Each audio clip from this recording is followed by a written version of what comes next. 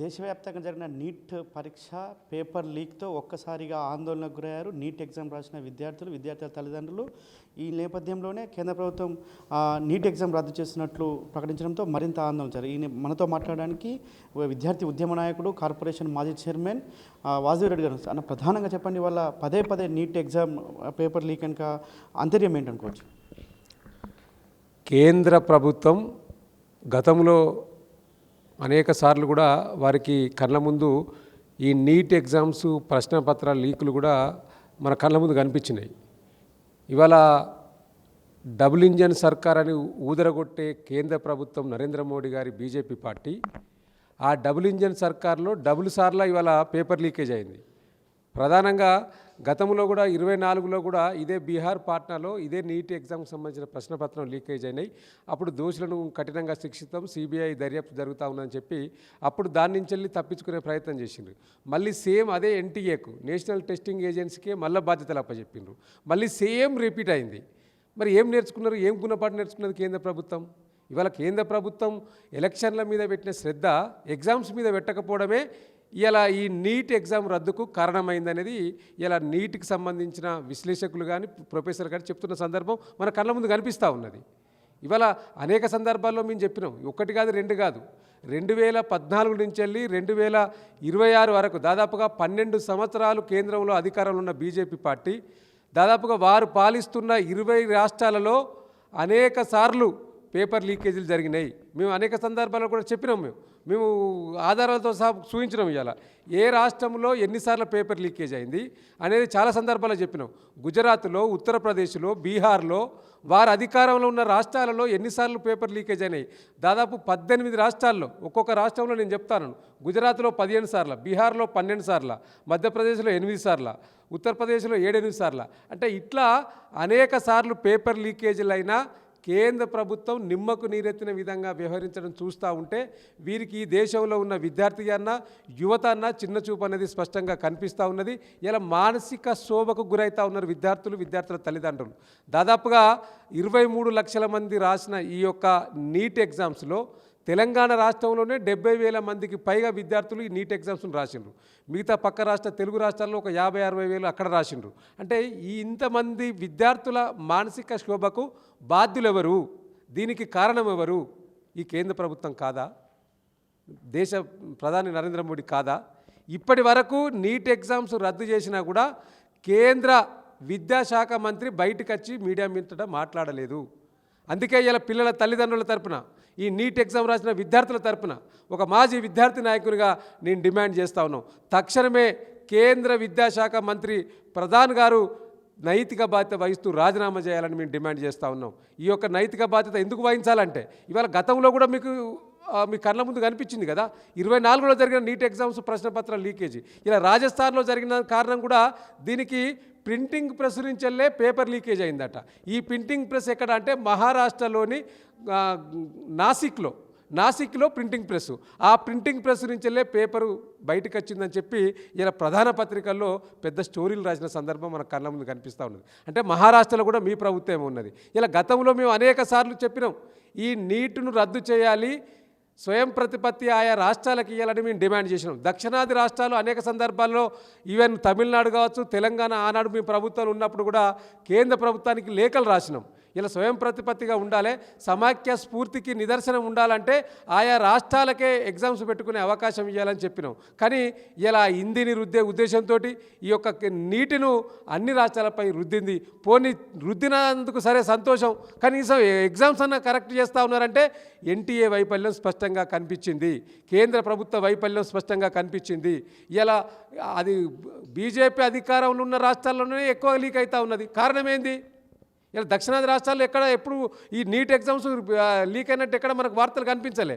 ఉత్తరాది రాష్ట్రాలకు సంబంధించేది అంటే దక్షిణాది రాష్ట్రాల్లో అనేక సందర్భాల్లో మెడికల్ కాలేజీలు పెంచుకున్నాం, మెడికల్ సీట్లు పెంచుకున్నాం, కానీ ఉత్తరాది రాష్ట్రాల్లో తక్కువగా ఉన్నాయి. ఎందుకంటే ఉత్తరాది రాష్ట్రాల్లో ఈ కాపీ కొట్టే విధానం ఎప్పటి నుంచో అమల్లో ఉన్నట్టు, ఎప్పటి నుంచో లీక్లు వస్తున్నట్టు అనేక సందర్భాల్లో రుజువైనా కూడా కావాలని కక్షపూరితంగా కేంద్ర ప్రభుత్వం దక్షిణాదిని మరి మోసం చేయడానిక, ఇక్కడున్న విద్యార్థులను మోసం చేయడానిక తెలియదు. కానీ దీని అన్నిటికీ కారణం కేంద్ర ప్రభుత్వ వైఫల్యమే. ఇంకో పక్క ఇలా దేశ నరేంద్ర మోడీ గారు ఏం చెప్తా ఉన్నారంటే ఖర్చులు తగ్గించుకోవాలంటా ఉన్నాడు. మరి ఖర్చులు తగ్గించుకోవాలని చెప్తున్న కేంద్ర ప్రధానమంత్రి నరేంద్ర మోడీ గారు ఇలా నీటికి సంబంధించిన ఖర్చులు ఎవరు భరించాలి? ఇలా అనేక మంది విద్యార్థులు లక్షలు ఖర్చు పెట్టి పగలనక రాత్రనక గంటల కొద్దీ ప్రిపేర్ అయ్యి ఇలా నీట్ ఎగ్జామ్స్ రాస్తే వారి ఖర్చులు ఎవరు భరించాలి? అదేవిధంగా వారి యొక్క వృధా సమయాన్ని ఎవరు భరించాలని ఇలా కేంద్ర ప్రభుత్వాన్ని మేము సూటిగా మీరు అన్నట్టు ఇవాళ ఏదైతే ఖర్చుల విషయానికి వస్తే ఇవాళ విద్యార్థులు ఒక్కొక్కరు దాదాపు 2 సంవత్సరాలు 3 సంవత్సరాలు లాంగ్ టర్మ్ కోచింగ్కి వెళ్ళి లక్షలాది రూపాయలు ఖర్చు పెట్టి వాళ్ళ మళ్ళీ ఎగ్జామ్ రాస్తే రద్దయింది. వాళ్ళ ఎగ్జామ్ ఎప్పుడు పెడతారో కూడా చెప్పలేని దుస్థితి ఎందుకుంది.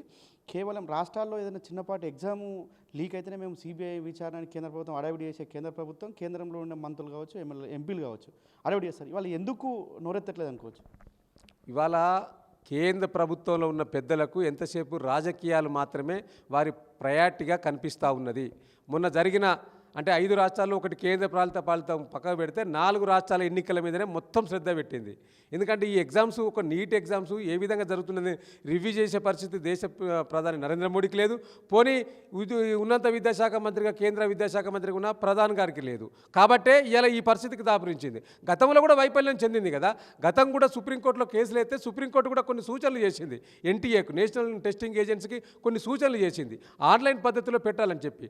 గతంలో 24లో పేపర్ లీకేజ్ అయినప్పుడు ఇస్రో మాజీ చైర్మన్ రాధాకృష్ణ గారిని ప్రత్యేకంగా పెట్టి దానికి కొన్ని వారి యొక్క ఆలోచనలు వారి యొక్క సూచనలు తీసుకోవడం జరిగింది. మరి ఆ సూచనలు ఎందుకు పాటించలేదు? 24లో జరిగిన తప్పులనే మళ్ళీ 26 జరిగింది కదా. మరి దీనికి బాధ్యులు ఎవరు? దీనికి సమాధానం చెప్పాలి. ఇలా అనేక మంది లక్షలాది మంది విద్యార్థులు ఇలా టెన్షన్తో ఇబ్బంది పడుతూ ఉన్నారు. వారు పెట్టిన ఖర్చులు ఎవరు ఇవ్వాలి? ఇలా మళ్ళీ ఎగ్జామ్స్ పెట్టాలంటే మళ్ళీ అప్లికేషన్ పెట్టాలి, మళ్ళీ దానికి ఇంత పైసలు పెడతారు, మళ్ళీ వీరు ఎగ్జామ్ సెంటర్కి పోవాలంటే మళ్ళీ పైసలు అవుతాయి. పేద మధ్య తరగతికి సంబంధించిన విద్యార్థుల భవిష్యత్తు ఇలా అగమ్య గోచరంగా తయారైంది. ఇలా ఆ యొక్క విద్యార్థులను ఇబ్బంది పాలు చేస్తూ ఉన్నది కేంద్ర ప్రభుత్వం. కాబట్టి తప్పకుండా ఇలా కేంద్ర ప్రభుత్వాన్ని మేము సూటిగా ప్రశ్నిస్తూ ఉన్నాం విద్యార్థుల పక్షాన. వెంటనే రాష్ట్రంలో దేశంలో రాసిన విద్యార్థుల తల్లిదండ్రులకు విద్యార్థులకు క్షమాపణ చెప్పాలి మొట్టమొదటిగా. ఆ తర్వాత నైతిక బాధ్యత కేంద్ర మంత్రి అదేవిధంగా దేశ ప్రధానమంత్రి నరేంద్ర మోడీ గారిది కూడా ఉంది. కాబట్టి వారు కూడా క్షమాపణ చెప్పి ఇలా కేంద్ర ఉన్నత విద్యాశాఖ మంత్రి రాజీనామా చేయాలని మేము సూటిగా డిమాండ్ చేస్తూ ఉన్నాం. అయితే ఇవాళ మరోపక్క బీఆర్ఎస్ పార్టీ పోరాటం చేస్తుంది. ఇవాళ కొద్దిసేపు క్రితమే లోక్ భవన్ ముట్టడికి వెళ్ళిన బీఆర్ఎస్వి నాయకులపైన లాఠీ చార్జ్ చేయడాన్ని ఎట్లా చూస్తారు? ఇవాళ రాష్ట్ర ప్రభుత్వాలకు కేంద్ర ప్రభుత్వాలకు విద్యను అమ్ముకోవడమే ప్రధాన ధ్యేయంగా కనిపిస్తూ ఉన్నది.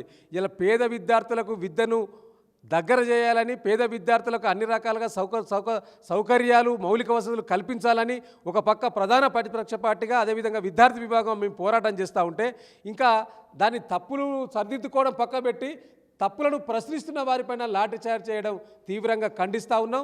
ఇవాళ ఇట్లాంటి ఢిల్లీలో కూడా జరిగిన నిరసనలు, ఇలా అనేక రాష్ట్రాలలో నిరసనలు జరుగుతూ ఉన్నాయి. తప్పును ఒప్పుకోండి, హుందాగా స్వీకరించండి. తప్పును స్వీకరించకుండా తప్పును ప్రశ్నిస్తున్న వారిపైన లోక్భవన్ ముట్టడిస్తే ఏమైంది? లోక్భవన్ ముట్టడియాలి కదా. డెఫినెట్గా సమాధానం చెప్పవలసిన బాధ్యత కేంద్ర ప్రభుత్వానికి ఉంది కదా. సో ఇలా ఈ రాష్ట్రంలో ఉన్న 2 కేంద్ర మంత్రులు, తెలంగాణ రాష్ట్రంలో ఉన్న 2 కేంద్ర మంత్రులు నీటి లీకేజీ పైన మీ యొక్క స్పందన ఏంది? ఈ యొక్క విద్యార్థుల తల్లిదండ్రులకు విద్యార్థులకు మేము ఏం చెప్పదలుచుకున్నారు? అవి సూటిగా చెప్పండి. ఇలా తప్పు జరిగింది, మీరు తప్పును సరిదిద్దుకుంటాము. ఇలా మళ్ళీ ఈ రీ ఎగ్జామ్స్ పెట్టబోతా ఉన్నాము, అది త్వరలో పెట్టబోతాము. ఒక రూపాయి కూడా మేము విద్యార్థుల నుంచి తీసుకోమని ఒక భరోసాను కల్పించండి. భరోసాను కల్పించకుండా విద్యార్థుల పక్షాన మాట్లాడే గొంతులను నొక్కేస్తామంటే ఇది డెమోక్రసీ. ఈ ప్రజాస్వామ్య దేశంలో ప్రశ్నించే హక్కు ప్రతి ఒక్కరికి ఉంది. అది రాజ్యాంగం కల్పించిన హక్కు తప్పకుండా. కాబట్టి ఇట్లాంటి చీపు వ్యవస్థను, చీపు పాలిటిక్స్ను ఇలా రాష్ట్ర ప్రభుత్వం కూడా దీన్ని నిర్ద్వందంగా వ్యతిరేకించాల్సిన అవసరం ఉన్నది. కానీ ఇలా ఈ రాష్ట్రంలో ఉన్నది చోటెమియ బడెమియ పాలన ఈ రాష్ట్రంలో నడుస్తూ ఉన్నది. కాబట్టి కేంద్ర ప్రభుత్వం ఏం చేస్తే దానికి వత్తాసుగా ఇక్కడ ఉన్న రేవంత్ రెడ్డి ప్రభుత్వం చేస్తున్నట్టు కనిపిస్తున్నది తప్పితే రేవంత్ రెడ్డి కూడా బీజేపీని ప్రశ్నించే పరిస్థితి కనిపిస్తలేదు. మన కళ్ళ ముందు కనిపించింది కదా. అనేక కేసులలో ఇలా రాష్ట్ర ప్రభుత్వం బీజేపీని ఏ విధంగా దోషిగా నిలబెట్టలేకపోతా ఉన్నదో మన కళ్ళ ముందు కనిపించింది. నిన్నగాక మొన్న ఇలా జరుగుతూ ఉన్నది రాష్ట్రంలో రాష్ట్రం మొత్తం అగ్నిగుండమయ్యే విధంగా సంచలనాల కేరపుగా కేంద్ర హోంశాఖ సహాయ మంత్రి కొడుకు పుత్రరత్నం సాయి భగీరథ్ మరి పోక్సో కేసులో ఇరికిన సందర్భంగా ఈ యొక్క రాష్ట్ర ప్రభుత్వం దేశవ్యాప్తంగా ఆందోళన చేయాల్సిన బాధ్యత ఉన్నది. కానీ ఈ రాష్ట్రంలోనే పట్టించుకుంటలేదు. దాదాపుగా 4 రోజులైతా ఉన్నది. ఇలా కేసు పెట్టి కేంద్ర మంత్రి కొడుకు పరారీలో ఉన్నాడట. మొత్తం కూడా ఎక్కడికక్కడ పోస్టర్లు వెలిసినాయి. దాని మీద స్పందన లేదు. రాష్ట్ర ప్రభుత్వం పట్టించుకుంటలేదు. సామాన్యులకు ఒక న్యాయం, రాష్ట్ర రాజకీయాలలో దేశ రాజకీయాలలో ఉన్న కొడుకులకు ఒక న్యాయమా? చట్టం కొందరికి చుట్టమైతా ఉన్నది. అందుకే మేము ప్రశ్నిస్తున్నాం, చట్టం అందరికీ సమానంగా ఉండాలంటే ఇలా చట్టంలో రాజ్యాంగకు అతీతంగా రాజ్యాంగం మీద ప్రమాణం చేసిన బండి సంజయ్ గారు, నీ కొడుకును మొట్టమొదట తీసుకొచ్చి పోలీసులకు అప్పచెప్పు, నీ చిత్తశుద్ధిని నిరూపించుకో. వట్టిగా డ్రామాలు చేయడం కాదు. ఇలా మీరు చెప్తారు కదా దేశం కోసం ధర్మం కోసం అని గొప్ప గొప్పలు చెప్తారు కదా. మరి దేశం కోసం ధర్మం కోసం మాట్లాడేటోళ్ళు అయితే ఆ ధర్మాన్ని మీరు, ఆ న్యాయాన్ని మీరు అనుసరించే విధంగా నీ కొడుకుని తీసుకొచ్చి పోలీసులకు అప్పచెప్పు. ఎందుకు బయట రాష్ట్రాలకు బయట దేశాలకు పంపించినావు? ఇలా ఈ రాష్ట్ర ప్రభుత్వం మీనావేశాలు లెక్క పెడతా ఉన్నది. చిత్తశుద్ధి ఉంటే రేవంత్ రెడ్డి గారు మీరు బండి సంజయ్ కొడుకును అరెస్ట్ చేసి మీ చిత్తశుద్ధిని నిరూపించుకోండి. చట్టం ముందు ఎవరు తప్పించుకోలేరు, న్యాయం ముందు ఎవరు తప్పించుకోలేరు. కాబట్టి చట్టాన్ని న్యాయాన్ని నమ్ముకున్న వారిగా ఇలా పేద అమ్మాయికి సంబంధించిన కుటుంబ సభ్యులు వాటిని నమ్ముకొని వారు ఫైట్ చేస్తూ ఉన్నారు. వారికి అండగా ఇప్పటికే అనేక సందర్భాలలో సోషల్ మీడియా కావచ్చు, బీఆర్ఎస్ ఆధార ప్రతిపక్ష పార్టీగా మేము కావచ్చు వారికి అండగా నిలుస్తున్నాం. భవిష్యత్తులో మీరు ఈ రాష్ట్రంలో జరుగుతున్న యొక్క వ్యవస్థ, ఎందుకంటే నిన్నగాక మొన్ననే దేశ ప్రధాని నరేంద్ర మోడీ గారు చెప్పిండు మీరు మాతో కలిసి రావాలని చెప్పిండు. అటనే ఉన్నట్టున్నది. మీరు వారితో కలిసి భవిష్యత్తులో మరి పాలు పంచుకునే విధంగా ఉన్నది కాబట్టే బండి సంజయ్ గారి మీద మీరు చర్యలు తీసుకుంటలేరు. అందుకనే మీరు ఆర్ఎస్ బ్రదర్గా ఈ రాష్ట్రంలో నిలవబోతా ఉన్నారు. రేవంత్ రెడ్డి సంజయ్ బ్రదర్సు మీ లోపాయికార ఒప్పందం ఏదో తెలంగాణ ప్రజలకు తెలిసిపోయింది. మీరు ఎన్ని ఏకయాత్రలు చేసినా, ఎన్ని హిందూ యాత్రలు చేసినా ఆ హిందూ యాత్రల పేరు మీద మీ కుటుంబాన్ని మీరే బజార్కి ఇడ్చుకుంటా ఉన్నారు. చిత్తశుద్ధి గల నాయకుడివి అయితే బండి సంజయ్ గారు మీ కొడుకును పోలీసులకు అప్పచెప్పాలని డిమాండ్ చేస్తున్నాం. వాళ్ళ ఏదేమైనప్పటికీ నీట్లో జరిగిన ఎగ్జామ్ అవకతవకలపై ఖచ్చితంగా విద్యార్థులకు ఒక భరోసానివ్వాలి. విద్యార్థులకు మళ్ళీ ఆ ఫీజుకు సంబంధించిన వెసులుబాటు కల్పించాలి. ఉచితంగానే వారికి ఎగ్జామ్ రాయించాలని చెప్పేసి కూడా డిమాండ్ చేస్తాం. అంతేకాకుండా నీట్ ఎగ్జామ్ పేపర్ లీకేజ్లో వ్యవహరించిన వారికి కఠినంగా శిక్షించాలి. ఖచ్చితంగా ఆ లోపు విద్యాశాఖ మంత్రి కూడా ధర్మేంద్ర ప్రధాన్ కూడా రాజీనామా చేయాలని చెప్పేసి కూడా వాజురెడ్డి డిమాండ్ చేస్తున్నాడు. కెమెరా పర్సన్ విజయ్తో లివిల్ రెడ్డి, టీ న్యూస్, హైదరాబాద్.